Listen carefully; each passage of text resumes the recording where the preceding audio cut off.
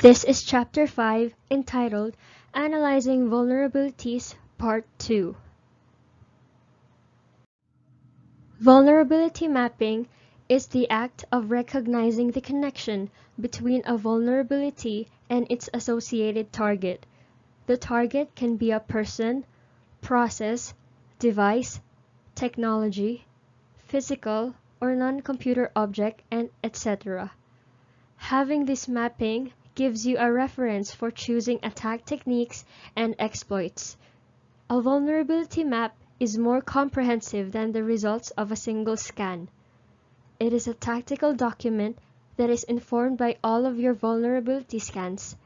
It can also contain non-technical information such as phishing targets and points of weak physical security. You update it with newly discovered vulnerabilities and use it to plan your attacks. The vulnerability map can be a separate document or part of your larger tactical planning document. When pen testing, you want to give priority to activities that are most likely to achieve the client's requirements. Your day-to-day activities may have shifting priorities as investigations turn up promising leads or reach dead ends. Most pen tests are also time-constrained, so you may have to shift priorities based on schedule and availability of targets or your own resources. When prioritizing activities, follow these best practices. First is manage your pen test team resources to achieve client requirements within the given time constraints. Second is to give early priority to activities that need extra time or are dependent on opportunity, such as slow scans or social engineering. Third is give priority to activities most likely to reveal new targets and attack vectors. The specific attacks a pen test team chooses will depend on the target environment. However, there are common attacks that every Chief Information Security Officer should worry about. These include social engineering, injection attacks, cross-site scripting, cross-site request forgery, and directory traversal, denial of service, man-in-the-middle attacks, credential reuse, and brute forcing or password cracking. Many attack types use common techniques such as spoofing or impersonating, replaying authorized traffic in an unauthorized way, or exploiting software vulnerabilities.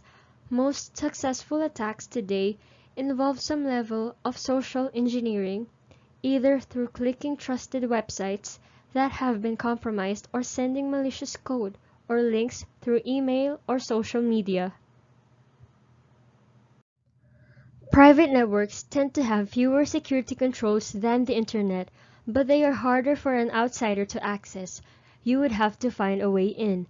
Common ways to gain access to a private network include installing socially engineered malware on an internal computer, or breaking into a WAP or remote access server, or physically planting a malicious device on the private network, or colluding with an insider. Exploits and payloads work together to compromise a system, but they are not the same thing. The exploit is the mechanism that delivers the payload. It is a sequence of commands that takes advantage of a vulnerability. Typical exploit types include buffer overflows, code injection, and web application exploits. As attackers work their way through a network, they use a variety of exploits to compromise new systems and escalate the privileges they have on systems they've already compromised. Exploitation toolkits make this process easy and automated. Some exploitation tools are Metasploit, the most popular exploitation framework, and supports thousands of plugins covering different exploits. Another is Searchsploit, which is a command line tool that allows you to search through a database of known exploits. Then we also have Powersploit and Empire, which are Windows-centric sets of PowerShell scripts that may be used to automate penetration testing tasks. The Responder, a toolkit used to answer NetBIOS queries from Windows systems on a network. Last is the IMPacket, which is a set of network tools that provide low-level access to network protocols. Once you have broken into a system using an exploit, you can then deliver the payload. This is a code that will run on the target, performing some kind of task or giving the attacker interactive control. Examples of common payloads include meterpreter, VNC or other remote control, backdoors and trojans, malicious DLLs, and self-propagating worms and viruses. Payloads can either perform tasks on their own with no additional direction, or they can wait for commands from the attacker. They can either open a listening port and wait for an attacker to connect, or they can make a connection back to the attacker. This is especially useful when the victim is behind a firewall which the attacker cannot get past. Cross-compiled code is a code that has been compiled into an executable on one platform but is designed to run on a different platform. This is a very common approach when crafting your own exploits. For example, you might use Metasploit Pro or MSF Venom in Kali Linux to create a malicious package that you will then send to a Windows or Android target. If you designed the exploit's payload to connect back to you when launched, you can start a listener that will wait for the incoming connection. Being able to use the same tool to attack multiple target types is very convenient and time and resource saving for the pen tester. Exploit modification is the process of changing an exploit that works against a particular vulnerability but does not work under certain conditions. A common example of this would be a buffer overflow that works against a particular Windows service but does not work if any service packs have been applied. A proof of concept, or POC, is a benign exploit developed to highlight vulnerabilities.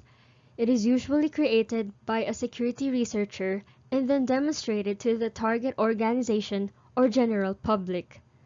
While the technical aspects of the vulnerability might be published in great detail, many researchers do not include the specifics of how their POC works to discourage malicious actors from using that knowledge to create a real exploit. Deception is the primary mechanism in social engineering. It is used to create trust, sympathy, fear, greed, or urgency, anything to induce the victim into revealing information or doing something they shouldn't. The following are some common deception techniques used in social engineering. Very often, an attacker does not have direct access to a system they want to compromise. They must depend on an unwitting user to help them. Besides opening malicious email attachments or providing information on the phone, the user might be persuaded into performing some other task that they should not. This usually takes more effort and skill on the part of the attacker.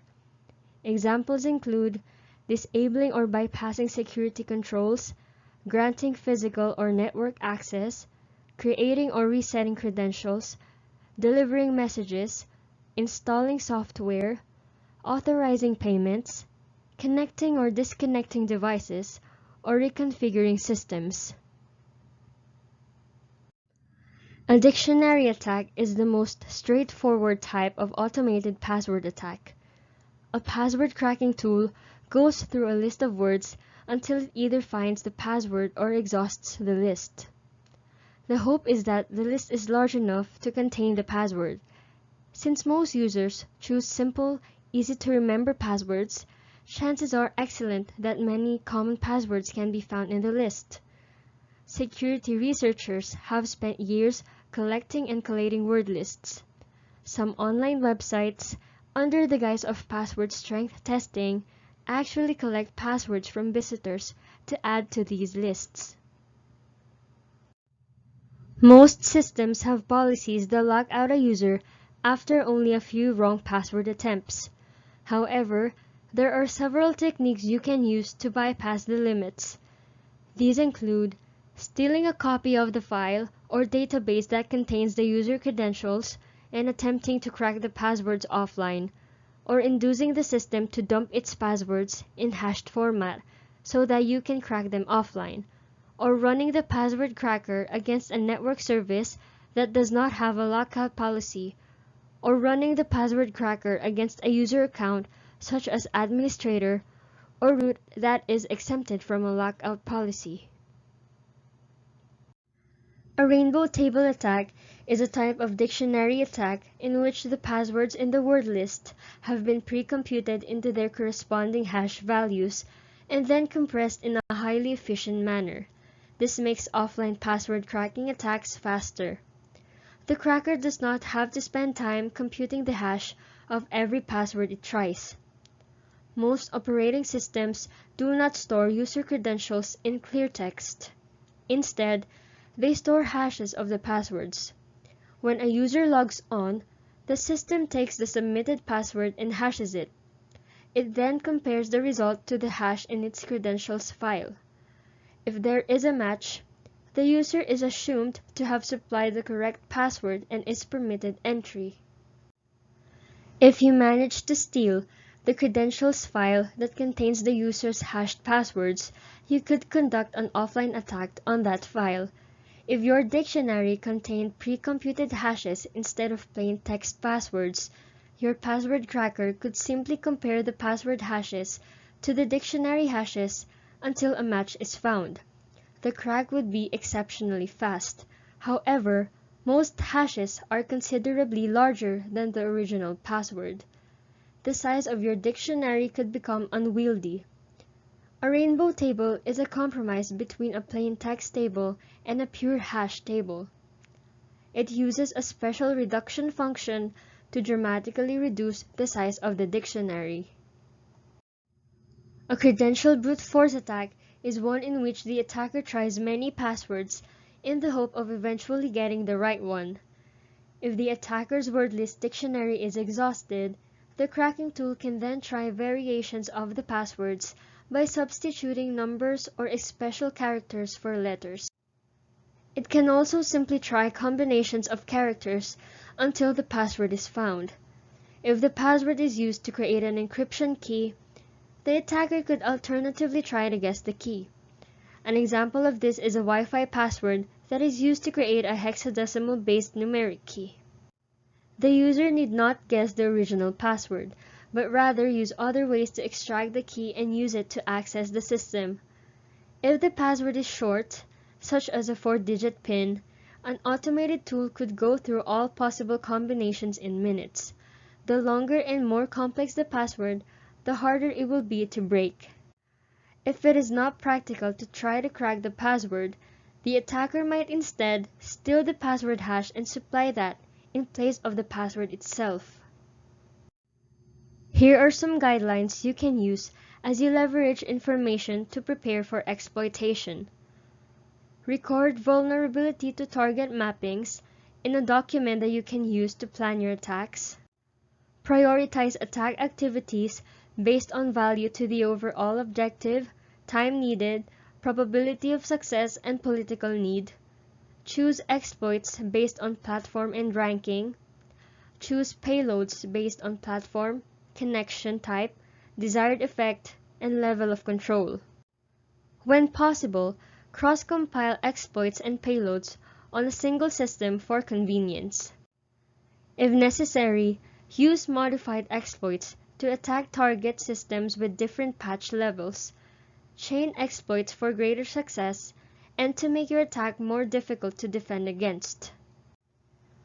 Use proof-of-concept exploits as the basis to develop your own exploit code.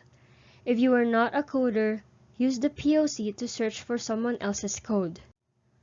When social engineering, use various deception tactics to obtain the information you need, or to trick a user into completing a task for you. And finally, when password cracking, choose the technique that best suits your need: dictionary, rainbow table, or brute force. And this is the end of Chapter 5, Part 2. Keep safe, and together we learn as one.